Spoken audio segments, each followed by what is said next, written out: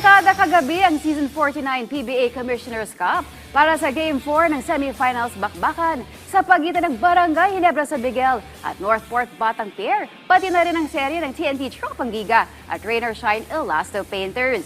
Alin mga kupulan kaya ang namayagpag? Balikan natin ang aksyon sa ulat ni Teammate Rafael Bandayrel.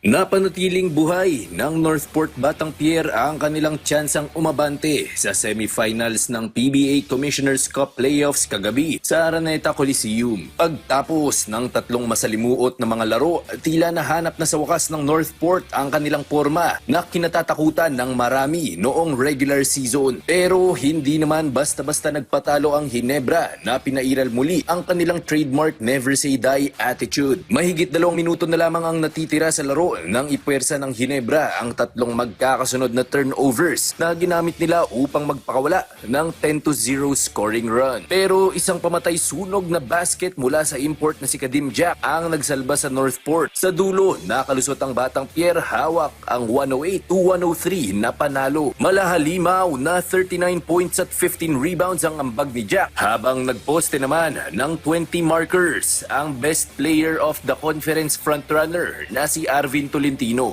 Kung ikukumpara mo, alam mo yung parang nasa ilalim ka ng tubig, nas di ka makahinga. And then ngayon nakaangat kami. So, nakakahinga na ulit, di ba? Yung kumpiyansa nakabalik na ulit, you know, yung belief namin sa sarili, sa team, balik na ulit. Para naman kay RJ Abarientos, bawi na lang next game para matapos na ang serye. Bilog ang bola eh, may matalo talaga. So we need to move on. Kalimutan lang namin to, panoorin na namin to sa viewing namin tomorrow, and then practice tomorrow, and then go back to the next game. Sa ikalawang laro naman, lamang na ng 3-1 ng TNT Tropang Giga matapos talunin ng Rain or Shine Elasto Painters 93-85. Bumida para sa tropa si Calvin Oftana na nakapagtala ng 26 points. Yung pinapakita namin dun sa loob, gusto lang namin i-prove sa sarili namin na kaya naman pala namin maganon eh. Kulang lang kami sa effort. The past 3 games, I think, the past 3 games.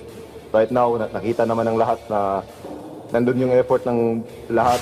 Isang panalo na lang ang kailangan ng Ginebra at TNT para muling makatungtong sa PBA Commissioner's Cup Finals. Sa Biyernes, magkakaalaman na kung makakaabante na sa championship round ang mga bigating koponan o makakabawi pa kaya ang mga underdog. Rafael Bandayrel para sa Atletang Pilipino, para sa Bagong Pilipinas.